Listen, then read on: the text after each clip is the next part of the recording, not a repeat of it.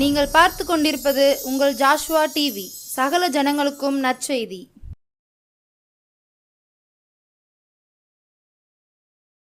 பரலோக நாட்டிலே பரிசுத்த இயேசுவை காத்து மகிழ்ந்திடுவேனே, அல்லேலூயா பாடி மகிழ்ந்திடுவேனே, காத்து மகிழ்ந்திடுவேனே, அல்லேலூயா பாடி மகிழ்ந்திடுவேன். Thank you Jesus. பரலோக தகப்பனே நன்றி சொல்கிறேன். இந்த நல்ல நேரத்துக்காக நன்றி, கிருபைக்காக இரக்கத்துக்காக ஸ்தோத்திரம். அடிமை மறுத்து கத்தர் பேச முடியாது ஜெபிக்கிறேன். பெரிய காரியங்களை செய்யுங்க, ஆசீர்வதிங்க. இயேசுவின் நாமத்தில் ஜெபிக்கிற பிதாவே, ஆமென். அன்பான ஜோசுவா டிவி நேயர்களுக்கு இயேசு நாமத்திலே நன்றி சொல்கிறேன். ஆண்டவர் ஒவ்வொரு வார்த்தையும் உங்களுக்கு ஆசீர்வாதமாக்கி தருவான்னு சொல்லி விசுவாசிக்கிறேன். ஆண்டவர் அப்படி அதிசயங்களை செய்கிற தேவன். ஏன்னா இந்த பைபிளில் சொல்லப்பட்டிருக்க ஒவ்வொரு வசனமும் உயிருள்ள வசனம். இதில் நிறைய வசனங்கள், ஒவ்வொரு வசனம் கூட என் வாழ்க்கையிலே சாட்சி சொல்ல முடியும். அப்படியே அற்புதங்களே ஆண்டவர் செய்திருக்கிறார். அது மட்டும் இல்லை, என் மூலமாக ரட்சிக்கப்பட்டவங்க கூட நிறைய பேருக்கு இந்த வாக்குத்தத்த வசனங்கள் சொல்லி ஆசீர்வாதம் பட்டு இன்றைக்கும் ஆசீர்வாதமாக ஆண்டவர் பிள்ளையாக இருக்கிறாங்க. அதே போல் கேட்குற உங்களுக்கும் பெரிய ஆசீர்வாதங்களை நிச்சயமாக ஆண்டவர் தருவார். அவர் அதிசயங்களை செய்கிற தேவன். அல்லேலூயா. ஒரு வசனத்தை வாசிப்போம். வெளிப்படுத்துகிற விசேஷம்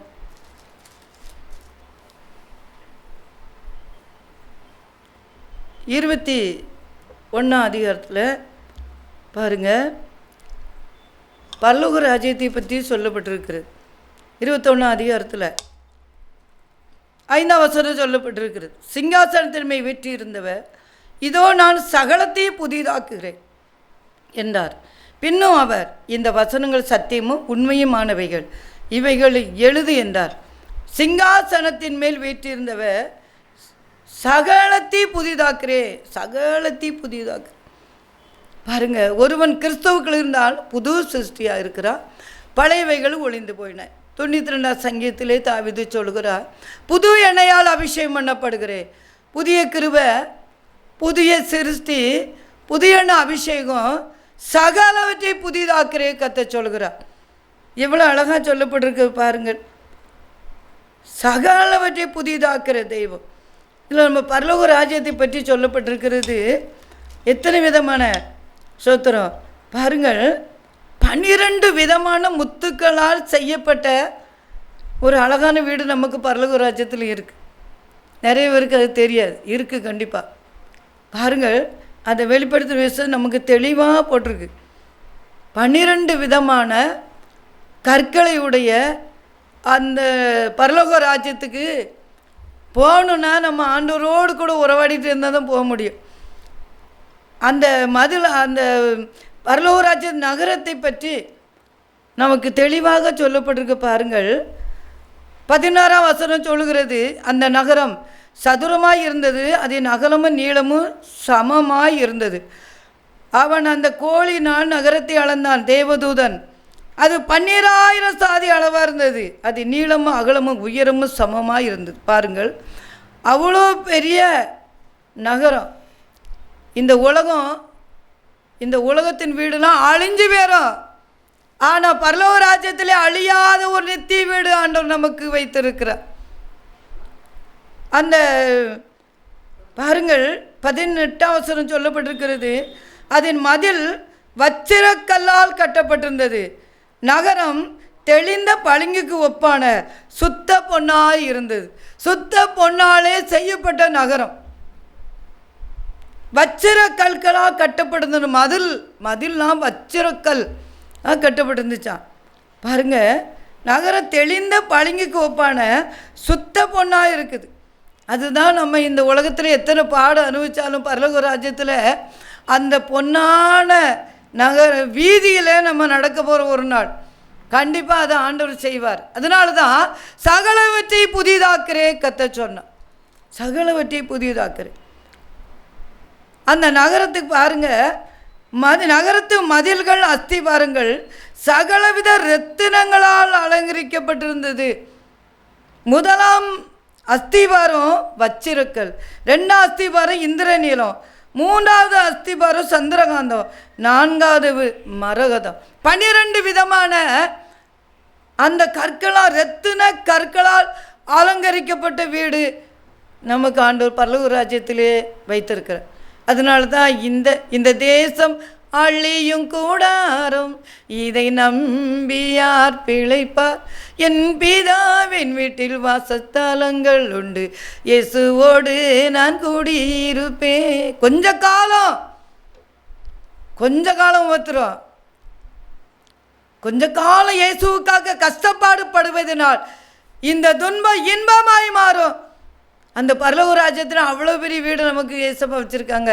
ஒருவேளை இந்த ஊரில் வீடு இல்லை, வாடகை வீட்டில் இருக்கிறோம், சொந்த வீடு இல்லை, நீ கவலைப்பட்டீங்களா? பரலோக ராஜ்யத்தை எவ்வளோ பெரிய சுத்த பொன்னால் செய்யப்பட்ட வீதியில் உலாகும்படி ஆண்டவர் நமக்கு வைத்திருக்கிறார். பாருங்கள், வச்சிருக்கல் எத்தனை விதமான 12 விதமான கற்கள். ஒரு நாள் இந்த பைபிளை நான் வாசிச்சுட்டு இருக்கும்போது இதில் ஒரு பாட்டு எழுதுனே ஆண்டவர் சொன்னார். பாருங்கள், எங்கள் அப்பா வீடு அழகுள்ள வீடு, அது பரலோக ராஜ்ய வீடு. அந்த பரலோக ராஜ்யத்தில் அழகான வீடு இருக்குது. அதனால தான் இந்த ஊரில் வீடு இல்லைன்னு சொல்லி கவலைப்படாண்டா. சிலர் பெரிய பெரிய மாடு வீடு கட்டி வச்சுருக்குறாங்க, ஆனால் பரலோக ராஜ்யத்துக்கு போக முடியாது. வீடு கட்டி என்ன பிரயோஜனம்?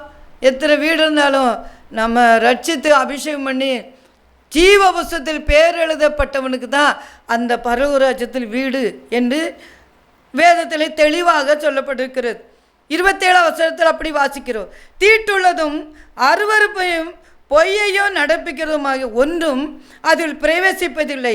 ஆட்டுக்குட்டியானவரின் ஜீவ புஸ்தகத்தில் எழுதப்பட்டவர்கள் மாத்திரம் அதிலே பிரவேசிப்பார்கள். பாருங்க, ஜீவ புஸ்தகத்தில் பேர் எழுதியிருக்கானி பார்க்கணும். இன்றைக்கி நிறைய பேர் எங்கள் அம்மா பேர் எழுதி வைக்கிறோம். ரேஷன் கார்டில் பேர் இருக்கணும், ஆதார் கார்டில் பேர் இருக்கணுங்காங்க, பேன் கார்டில் பேர், எல்லாத்துலேயும் பேர் இருக்கு. ஆனால் ஜீவ புஸ்தகத்தில் உங்கள் பேர் இருக்கா அப்படின்னு சிந்தித்து பாருங்கள். மனம் திரும்பி இருக்கிறீங்களா? ரட்சிக்கப்பட்டிருக்கீங்களா? மூழ்கி ஞானஸ்நானம் எடுத்திருக்கிறீர்களா? அபிஷேகம் பெற்றிருக்கீங்களா? இதெல்லாம் பெற்றால் தான் எங்கே போக முடியும்னா பரலோக ராஜ்யத்தில் ஹல்லேலூயா சொல்ல முடியும். அந்த அருமையான வீடு ஆண்டவர் நமக்கு கட்டி வச்சிருக்கிறா. அதனால் இங்கே வீடு இல்லைன்னு சொல்லி கவலைப்படவே செய்யாதுங்க. ஆண்டவர் பெரிய காரியம் செய்கிறவ. முதலாம் அஸ்திவாரம் வச்சிருக்கெல்லாம் கட்டப்பட்டிருக்கு. பாருங்க, ஒரு நாள் எழுதுன்னு சொன்னார். பைபிள் தான் வாசித்துட்டு இருந்தேன். எம்மா அப்பா வீடு அழகுள்ள வீடு, அது பரலோக ராஜ்ய வீடு. எங்க அப்பா வீடு அழகுள்ள வீடு, அது பரலோக ராஜ்ய வீடு. ஆகா ஓகோ, ஆகா ஓகோ, எங்க அப்பா வீடு அழகுள்ள வீடு, அது பரலோக ராஜ்ய வீடு. முதலாம் அஸ்திவாரம் வச்சிர கற்களா, 2ஆம் அஸ்திவாரம் இந்திர நீலமா, 3ஆம் அஸ்திவாரம் சந்திர காந்தமா, 4ஆம் அஸ்திவாரம் மரகதமா. எங்க அப்பா வீடு அழகுள்ள வீடு, அது பரலோக ராஜ்ய வீடு. நம்ம அப்பா வீடு அழகுள்ள வீடு, அது பரலோக ராஜ்ய வீடு. பரலோக ராஜ்யத்தில் இப்படி பாருங்க, ஒவ்வொரு விதமான கற்கள். 5ஆம் அஸ்திவாரம் கோமேதேகம், 6ஆம் அஸ்திவாரம் பதுமராகம், 7வது அஸ்திவாரம் சுவர்ணரத்தினம், 8வது அஸ்திவாரம் படிகப்பச்சை, 9வது அஸ்திவாரம் புஷ்பராகம், 10வது வைடூரியம், 11வது சுனீரம், 12வது சுகந்தி. இவைகளே 12 விதமான முத்துக்களால் அலங்கரிக்கப்பட்ட வீடு இயேசப்பா நமக்கு வச்சுருக்காங்க. ஒரு காலத்தில் எனக்கு ஆக்சிடெண்ட்டாக இருக்கும்போது 10 நாள் என்ன நடந்துன்னு தெரியாது. ஆனால் எனக்கு ஒரு வீடு காட்டினார் பாருங்க, அதுதான் பரலோக ராஜ்யத்தில் ஆயத்தம் பண்ணி வச்சுருக்க வீடு. அதை பார்த்தோன்னே எனக்கு என்ன சந்தோஷம். நான் அந்த வீட்டுக்கு தான் போகணும், எனக்கு இப்போவே விட்டுருங்கண்ணே. ஆனால் இன்னும் நிறைய ஊழியம் இருக்குன்னு இன்னைக்கு கீழே இறக்கிட்டாங்க. இதெல்லாம் முடித்த பிறகு அந்த வீடு இருக்குது. ஆனால் என்னைக்கு ஆண்டவர் கொண்டு போகிறது தெரியாது, அவர் கொண்டு போகும்போது கொண்டு போவார். அதனால் அன்பு பிள்ளைகளே, எவ்வளோ பாடுகள் வந்தாலும், எவ்வளோ கஷ்டங்கள் வந்தாலும், எவ்வளோ உபத்திரங்கள் வந்தாலும் பரலோக ராஜ்யத்தை நமக்கு வீடு வச்சுருக்கிறா. இங்கே வீடு இல்லை, வாடகை வீட்டில் இருக்கும், கவலைப்படாதுங்க. ஆண்டவர் இயேசு எப்படி அழகான வீடு வச்சுருக்கார். சுத்த பொண்ணால் செய்த வீதியிலும் உலாவணுமா, அவ்வளோ அழகான வீடு, சுத்த பொன். ஒரு நமக்கு இந்த ஊரில் ஒரு செயின் வாங்கி போடுற கூட காசு கிடைக்கல, சிலருக்கு மோதிரம் வாங்கி போட காசு கிடைக்கல, கம்மல் போட காசு இல்லைங்கிறீங்க. ஆனால் ஆண்டவர் இயேசு நமக்கு பரலோக ராஜ்யத்திலே சுத்த பொன்னால் செய்யப்பட்ட வீதி அதில் நடக்கணும், அதில் உலாவுக்கு வச்சுருக்காரு பாருங்க. அதுதான் பெரிய கிருபை. அதுதான் ஆண்டவரை நீங்கள் உறுதியாக பிடிங்களேன். ஏசப்பாவை நோய்க்கு முழங்கால் போட்டு கேளுங்களேன். எங்கே இருந்தாலும் இந்த சத்தத்தை கேட்குற நீங்கள் முழங்கால் போட்டு ஆண்டவர்கிட்ட கேளுங்க. பரலோக ராஜ்யத்துக்கு இவ்வளோ பெரிய வீடு இருக்குன்னு சொல்லி, இந்த ஊரில் கொஞ்ச காலம் கஷ்டம், இது அழிந்து போகும் கூடாரம், ஆனால் அழியாத நெத்தி வீடு நமக்கு பரலோக ராஜ்யத்தில் இருக்குது. அன்பு பிள்ளைகளே, அந்த ஆண்டவரை நீங்கள் உறுதியாய் பிடிங்களே. ஹல்லேலூயா. இந்த உலகத்திலே ஆசீர்வாதம் கிடைக்கும். இந்த உலகத்திலே உங்களை ஆசீர்வதிச்ச பிள்ளை குட்டிகளை ஆசீர்வதிப்பார். உங்கள் கடன் பிரச்சனை மாற்றுவார், கண்ணீரை மாற்றுவார், வேதனையை மாற்றுவார், வியாதியெல்லாம் மாற்றுவார், நிந்தை அவமானத்தெல்லாம் மாற்றுவார். பரலோக ராஜ்யத்திலும் அழகான வீடு ஏசப்பா வச்சுருக்காங்க. அதனால் கண்ணீர் வடிக்காதுங்க, அழாதுங்க, கர்த்தர் மேல் பாரத்தை வச்சுருங்க. ஆண்டவர் பெரிய அதிசயத்தை செய்ய வல்லவ. இப்படி பரலோக ராஜ்யத்தில் இந்த யோவானுக்கு எவ்வளோ அழகாக தரிசனம் கொடுத்துருக்காங்க. ஜெபிச்சு பாருங்கள், நிச்சயமாக கிடைக்கும். ஆண்டவர் அதிசயங்களை செய்கிற தேவன், நம்ம கூட இருந்து பெரிய காரியங்களை செய்ய அவர் வல்லமுள்ள தேவனாக இருக்கிறார். பாருங்கள், இன்னொரு வசனத்தில் சொல்லப்பட்டிருக்கிறது, வெளிப்படுத்துகிற விசேஷம் 21 அதிகாரம் 8ஆம் வசனத்தில் சொல்லப்பட்டிருக்கிறது. பாருங்கள், 7ஆம் வசனத்தில், ஜெயம் கொள்கிறவன் எல்லாவற்றையும் சுதந்திரித்து கொள்ளுவான், நான் அவன் தேவனாய் இருப்பேன், அவன் என் குமாரனாய் இருப்பான். நம்மெல்லாம் ஆண்டவருடைய பிள்ளைகள், குமாரன் குமார்த்தி என்று சொல்றார் பத்திகளா. சோத்திரம். எல்லாவற்றையும் சுதந்திரித்து கொள்வாங்க. இந்த உலகத்திலும் ஆசீர்வாதத்தை சுதந்திரித்து கொள்ளலாம், பரலோக ராஜ்யத்திலும் ஆசீர்வாதத்தை சுதந்திரித்து கொள்ளலாம். அதில் 8ஆம் வசனம் என்ன சொல்லுகிறதுங்க, பயப்படுகிறவர்களும், சிலர் பயந்துகிட்டே இருப்பாங்க, பேய்க்கு பயப்படுவாங்க, நோய்க்கு பயப்படுவாங்க, இருட்டை கண்டா பயப்படுவாங்க. அந்த பயத்தினாவே எடுத்து போட்டுறணும். ஐயோ நாளைக்கு ஒன்றும் இல்லையே, ஏதோ பிரச்சனை நடந்துருமோ, இந்த சம்பவங்கள் எப்படி என்ன அப்படியே நினச்சி பயந்துகிட்டே இருப்பாங்க. பயப்படுறவங்க பரலோகத்துக்கு போக முடியாது. அடுத்தால அவிசுவாசிகள், விசுவாசம் இல்லாமல் அவிசுவாசமாக இருக்காதுங்க. எத்தனை விசுவாசி பாருங்கள், இயேசுவும் சீசர்களும் கடலில் போகும்போது காற்று அடிக்குது, கடல் அமிழ்ந்து போகத்தக்கதாக காற்று அடிக்குது, கடல் அலை கொந்தளிக்குது. அப்போனா ஏசப்பா அப்படி கடலுள்ள அந்த அந்த படகுல தான் இருக்காங்க. ஆனால் அந்த சீசர்லாம் என்ன சொன்னாங்க, ஐயரே நாங்கள் மடிந்து போகுது கவலை இல்லையான்னு கேட்டாங்க. ஆண்டவர் சொன்னார், அற்ப விசுவாசியே. பத்திகளா, அவிசுவாசியே, அற்ப விசுவாசியே. ஏசு கூட இருந்தால் கூட அப்படி வருது. நமக்கு அந்த அவிசுவாசமான வார்த்தையே வேண்டாம். விசுவாசித்தால் தேவனுடைய மகிமை காண்பா. நீ விசுவாசித்து பாரா, நிச்சயமாக ஆண்டவர் பரலோக ராஜ்யத்திலே ஆசீர்வாதத்தை தருவா. நீ விசுவாசித்து ஜெபிக்கும் போது இந்த ஊரில் உள்ள கவலை கண்ணீர்லாம் மாறிடும். எல்லா பிரச்சனையும் கர்த்தர் மாற்றி தருவார். அவர் அதிசயங்களை செய்கிறவரா. நீ விசுவாசித்தால் தேவனுடைய மகிமை காண்பார்.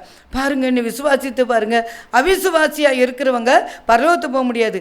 அருவருப்பானவங்க பரலோகத்துக்கு போக முடியாது. அருவருப்பு, அக்கிரமம் பாருங்கள், சோத்திரம். அது மட்டும் இல்லை, கொலைபாதகர், கொலை செய்கிறவங்க அல்லேலூயா பரலோகத்துக்கு போக முடியாது. விபச்சாரக்காரங்க பரலோகத்துக்கு போக முடியாது. சூனியக்காரங்க போக முடியாது. சூனியம் வைக்கிறோம், மந்திரம் வைக்கலாம், பரலோகத்துக்கு போக முடியாது. விக்கிரகாராதனைக்காரர் பரலோகத்துக்கு போக முடியாது. விக்கிரத்தை ஆராதிக்காதபடி உயிருள்ள தேவனை ஆராதிக்க வேண்டும். அதனால் விக்கிரகாராதனை செய்கிறவங்க பரலோகத்துக்கு போக முடியாது அப்படி என்று தெளிவாக போட்டிருக்கிறது. பொய் சொல்கிறவங்களும் போக முடியாது. அனைவரும் 2ஆம் மரணமாகி அக்கினியும் கந்தகமும் எரிகிற கடலிலே பங்கடைவார்கள்னு சொல்கிறாரு. பாருங்க, ஆண்டவர் அதிசயம் செய்கிறவர். அன்பான தேவனுடைய பிள்ளைகளே, அவர் நம்ம கூட இருந்து பெரிய காரியங்களை செய்ய போகிறார். அவர் அதிசயங்களை செய்கிற தேவன். அதனால் நமக்கு அது பரலோக ராஜ்யத்தை அழகான வீடு வச்சுருக்காங்க. நம்ம பரிசுத்தமாக இருந்து இரத்தத்தால் கழுவப்பட்டு பாவங்கள் எது இருந்தாலும் ஆண்டவர்கிட்ட மன்னிப்பு கேட்டு பரிசுத்தமாகி ஞானஸ்நானம் பெற்று ஆலயத்துக்கு போகும்போது ஆண்டவர் நிச்சயமாக ஆண்டவர் நமக்கு அந்த பரலோக ராஜ்யத்தை வீடு நமக்கு ஆயத்தம் பண்ணி தருவேன்னு சொல்லி வாக்கு பண்ணுகிறார். ஏன்னா அங்கே பரலோகத்தில் நகரத்துக்கு வெளிச்சம் கொடுக்க சூரியன் கிடையாது, சந்திரன் கிடையாது பரலோகத்தில். அப்போ பாருங்க, தேவனுடைய மகிமையே அதை பிரகாசிப்பித்தது. ஆட்டுக்குட்டியானவரே அதற்கு விளக்கு, அவரே விளக்கா இருக்கிறார். அங்கே பரலோக ராஜ்யத்தில் சூரியன் கிடையாது, சந்திரன் கிடையாது, அவரே விளக்காய் இருக்கிறார். ரட்சிக்கப்படுகிற ஜனங்கள் அதில் வெளிச்சத்திலே நடப்பார்கள். யார் பரலோக ராஜ்யத்தில் நடப்பாங்க? ரட்சிக்கப்படுகிற ஜனங்கள் பரலோக ராஜ்யத்தை வெளிச்சத்திலே நடப்பார்கள். பூமி ராஜாக்கள் தங்கள் மகிமையும் கனத்தையும் அதற்குள்ளே கொண்டு வருவார்கள். அன்பான தேவனுடைய பிள்ளைகளே, இந்த பரலோக ராஜ்யத்துக்கு போனால் நிச்சயமாக நம்ம ஆண்டவருடைய பிள்ளையாக மாறி இப்படிப்பட்ட பாவங்களை விட்டு பரிசுத்தமாய் நடக்கும்போது அந்த பரலோக ராஜ்யத்திலே நமக்கு பெரிய ஆசீர்வாதத்தை கர்த்தர் வைத்திருக்கிறார். அதாவது சொல்கிறார், அங்கே சந்திரன் கிடையாது, சூரியன் கிடையாது, அதுக்கு விளக்கு ஆண்டவரே தான் விளக்காக இருக்கிறார். அது ரட்சிக்கப்பட்ட ஜனங்கள் தான் அந்த வெளிச்சத்தில் நடக்க முடியும். ரட்சிக்கப்படாதவங்க அங்கே வரவே முடியாது. அதனால மனம் திரும்பி இருக்கிறீர்களா? ரட்சிக்கப்பட்டு இருக்கிறீர்களா? ஆண்டவர் பிள்ளையாக மாறி இருக்கலாம். அன்பான தேவனுடைய பிள்ளைகளே, இன்றைக்கே ஆண்டவர் பிள்ளையாக மாறுங்க. இன்றைக்கே ரட்சிக்கப்படாதவங்க ரட்சிக்கப்படுங்க. ஏதோ கோயிலுக்கு போகிறேன்னு பைபிள் தூக்கிட்டு போனால், அல்லேலூயா, மனம் திரும்பாமல் போனால் கண்டிப்பாக பரலோகத்துக்கு போகவே முடியாது. கண்டிப்பாக மனம் திரும்ப வேண்டும், ரட்சிக்கப்பட வேண்டும், இரத்தத்தால் கழுவி பரிசுத்தமாக வேண்டும், ஜீவ புஸ்தகத்திலே பேர் எழுதப்பட வேண்டும். அப்போ தான் நமக்கு அந்த பரலோக ராஜ்யத்தை ஆசீர்வாதத்தை பெற்றுக்கொள்ள முடியும். கண்களை மூடி ஜெபிப்போமா? பரலோக தந்தையை நன்றி சொல்கிறேன் ஏசப்பா, கிருபைக்கா இருக்கிறதுக்கா தோத்தரும். ஆண்டவரே, இந்த வேதத்தில் சொல்லப்பட்ட வார்த்தைகள் வசனைகள் உண்மையுள்ளதப்பா. ஆண்டவரே, நாங்கள் அதை விசுவாசிக்கிறோம் ஏசப்பா. அருமையான பரலோக ராஜ்யத்தில் எவ்வளோ அழகான ஒரு வீடு வச்சுருக்கீங்க ஏசப்பா. அது அருமையான பிள்ளைகள் எல்லாம் நாங்கள் போகும்படி ஆண்டவர் அனுக்கிரமனுங்கப்பா. பரிசுத்தமாய் நடந்து போக உதவி செய்யுங்க ஏசப்பா. ஒவ்வொருவரையும் தாழ்த்துக்கிறேன். இதை கேட்குற ஒவ்வொரு பிள்ளைகளும் ரட்சிக்கப்படட்டும் ஐயா, அபிஷேகம் வரட்டும் ஐயா. ரட்சிக்கப்படுற ஜனங்கள் தான் அந்த வெளிச்சத்தில் நடப்பாங்கன்னு சொல்லியிருக்கு. அப்படிப்பட்ட கிருபைகளை தாங்க ஏசப்பா. வீடு இல்லையா நீ அழுகிற பிள்ளைகளுக்கு கண்ணோக்கி பார்த்து பரலோக ராஜ்யம் நல்ல வீடு இருக்குன்னு அவங்க சந்தோஷமாக இருக்கட்டப்பா. இந்த உலகத்துலேயும் வீடு கொடுக்க உண்மையுள்ள தேவன் தனிமையானவர்களுக்கு வீடு வாசல் ஏற்படுத்தி கொடுப்பேன்னு சொல்லியிருக்காங்க. அப்படிப்பட்ட கிருபைகளை கொடுக்கறதுக்காக நன்றி சொல்கிற ஏசப்பா. வீடு இல்லாத பிள்ளைகளுக்கு இந்த ஊர்லேயும் வீடு கொடுங்கப்பா. பரலோக ராஜ்யத்திலையும் அழகான சுத்த பொன்னால் கற்களால் செய்யப்பட்ட வீடுகள் வைத்திருக்கிறதுக்காக நன்றி. கரங்களை தாழ்த்துறோம். பெரிய காரியங்களை செய்யுங்க ஏசப்பா. ஒவ்வொரு பிள்ளையை தொடுவீராக. கவலை கண்ணீர்லாம் மாற்றி ஆண்டவர் உறுதியாய் பிடிக்கவும் ஜெபிக்கவும் உதவி செய்யுங்க ஏசப்பா. நீங்கள் அப்படி செய்கிறதுக்காக நன்றி சொல்கிறேன். பெரிய காரியங்களை செய்வீராக. கிருபையினாலும் இரக்கத்தினாலும் முடிச்சு விட்டுங்க ஏசப்பா. அல்லேலூயா. ஆண்டவர் வருகை நாட்கள் சீக்கிரமாக இருப்பதினால் அவர் சொன்ன வார்த்தைகள்லாம் நடந்துகிட்டே இருக்கிறது. எங்கே பார்த்தாலும் சுவிசேஷம் கேட்கலாம். செல்லை எங்கே திருப்பினாலும் எத்தனையோ ஊழியக்காரங்க செய்து கொடுக்குறாங்க பாருங்கள். அதனால் ஆண்டோடைய வருகை நாட்கள் சீக்கிரமாயிட்டு நம்ம இன்றைக்கே மனம் திரும்புவோம். அன்பு பிள்ளைகளை, ஒரு வேளை விக்கிரத்தை வணங்கியிருந்தா இன்றைக்கி விட்டுட்டு ஏசப்பா தான் உயிருள்ள தெய்வம், ஜீவனுள்ள தெய்வம், அவரை மட்டும் வணங்குங்க. அப்போ தான் பரலோக ராஜ்யம் போக முடியும். அல்லேலூயா. ஆண்டவர் அப்படியே அதிசயம் செய்வார். மந்திரவாயிட்ட போகிறீங்களா, செய்வனை வைக்கிறீங்களா மற்றவங்களுக்கு, அதெல்லாம் வேண்டாம். அன்பு பிள்ளைகளே, பரலோகத்துக்கு போக முடியாது. அதெல்லாம் விட்டுருங்க. பொய் பேசாதுங்க, பயப்படாதுங்க. அல்லேலூயா. விபச்சாரம் பண்ணாதுங்க. இப்படிப்பட்ட அந்த வார்த்தைக்கு கீழ்ப்படிந்து நடக்கும்போது தான் நம்ம பரலோக ராஜ்யத்துக்கு போக முடியும். ஆண்டவரே, நம்முடைய கிருபைக்கு அந்த பிள்ளைகளை ஒப்பு கொடுக்குற ஏசப்பா. கேட்குற பிள்ளைகள், பார்க்குற பிள்ளைகளுக்கு ஒவ்வொருவரையும் கரத்திலே தாழ்த்துற ஏசப்பா. ரட்சிக்கப்பட்டு மனம் திரும்பிட்டு ஏசப்பா. குடிகாரன்லாம் மனம் திரும்பிட்டு, கொலைகாரன்லாம் மனம் திரும்பிட்டு ஏசப்பா. அப்படிப்பட்ட கிருபைகளை கொடுங்கப்பா. பாவ வாழ்க்கையிலிருந்து மனம் திரும்பி ரட்சிக்கப்பட்டு பரலோக ராஜ்யம் வர உதவி செய்யுங்க ஏசப்பா. ஒவ்வொருவரையும் ஆசீர்வதிக்க முடியாது ஜெபிக்கிறேன். பரலோக தந்தையை நன்றி சொல்கிறப்பா. ஜெபத்திலே ஆண்டவரே, உம்முடைய எல்லா காரியத்தை, பிள்ளைகளோட காரியத்தை உம்முடைய கரத்திலே தாழ்த்துரு. இந்த உலகத்தில் பிள்ளைகள் வாழ்கிறதுக்கு தேவையான காரியங்களை கொடுங்க, வீடு கொடுங்க, ஆசீர்வதிங்க. ஆண்டோடைய கரத்திலே தாழ்த்துகிற ஏசப்பா. ரத்த கொடைகளை மறைத்து கொள்ளுங்க.